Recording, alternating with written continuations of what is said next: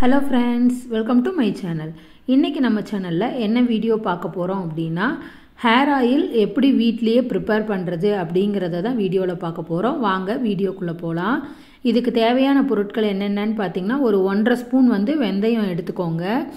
பெரிய நெல்லிக்காய் ஆம்லா 2 எடுத்துக்கோங்க.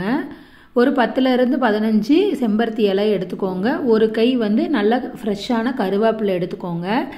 இது கூட செம்பருத்தி பூ இருந்ததுனாலும் செம்பருத்தி பூ வந்து ஒரு 3 இல்ல 4 வந்து சேர்த்துக்கலாம்.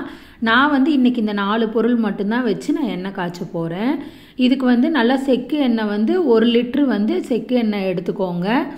அப்படி இல்ல அப்படினா கடையில கிடைக்கிற ஏதோ ஒரு எண்ணெய் வந்து 1 லிட்டர் வந்து எண்ணெய் எடுத்துக்கோங்க. தேங்காய் எண்ணெய் எடுத்துக்கோங்க.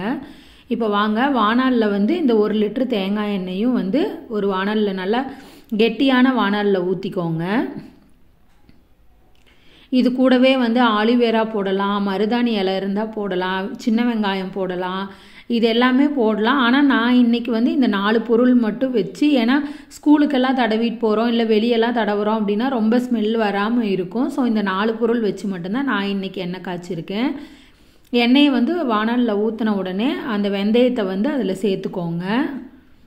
அடுப்பை வந்து மீடியம் ஃப்ளேம்லயே வெச்சுக்கோங்க.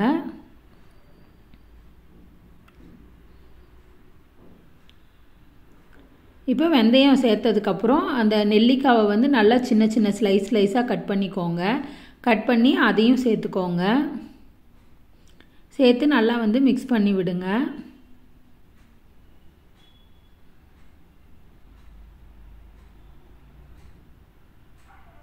இது வந்து ரொம்பவே வந்து முடி நல்லா கருமையா வளர்றதுக்கும் ஒயிட் ஹேர் எல்லாம் எதுவும் வராம இருக்கும்.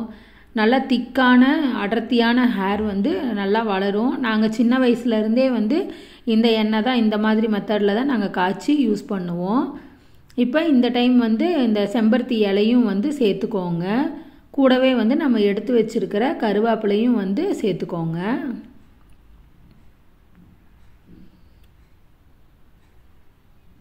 இப்போ சேர்த்து நல்லா மீடியம்ல வச்சு நல்லா கலக்கி விடுங்க.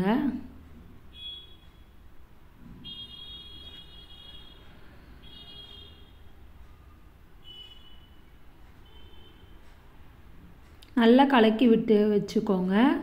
இப்போ வந்து இதல வந்து விளக்கெண்ணெய் வந்து கொஞ்சம் சேர்த்துக்கோங்க.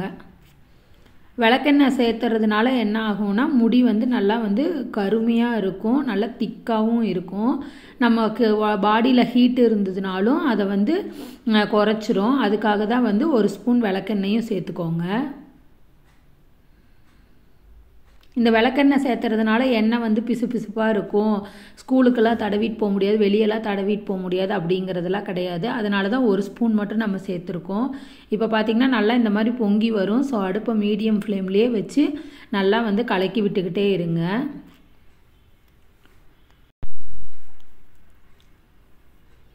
இப்போ பாத்தீங்கனாலே தெரியும் நல்லா அந்த கருவேப்பிலை எல்லாம் வந்து நல்லா மொறுமொறுன்னு ஆயிருக்கும்.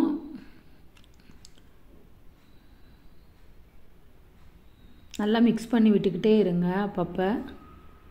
அவ்வளவுதான். இந்த மாதிரி ஆனதுக்கு அப்புறம் இத வந்து அப்படியே வந்து ஒரு நைட் ஃபுல்லா விட்டுருங்க. அடுத்த நாள் வந்து நல்லா அதெல்லாம் ஃபில்டர் பண்ணி ஒரு பாட்டில்ல எடுத்துக்கோங்க. ரொம்ப லைட்டா தான் இருக்கும். ரொம்ப ஸ்மெல்லாவோ இல்ல ரொம்ப பிசுபிசுனோ இருக்காது. இந்த ஹேர் ஆயில வந்து நீங்க தடவி பாருங்க. 1 மாசத்துலயே நல்ல ரிசல்ட் இருக்கும். இந்த வீடியோ உங்களுக்கு பிடிச்சிருக்கும்னு நினைக்கிறேன். இந்த வீடியோ பிடிச்சிருந்தா மறக்காம என்னோட சேனலை subscribe பண்ணிட்டு பக்கத்துல இருக்க பெல் ஐகானை கிளிக் பண்ணி வெச்சுக்கோங்க. Thank you friends.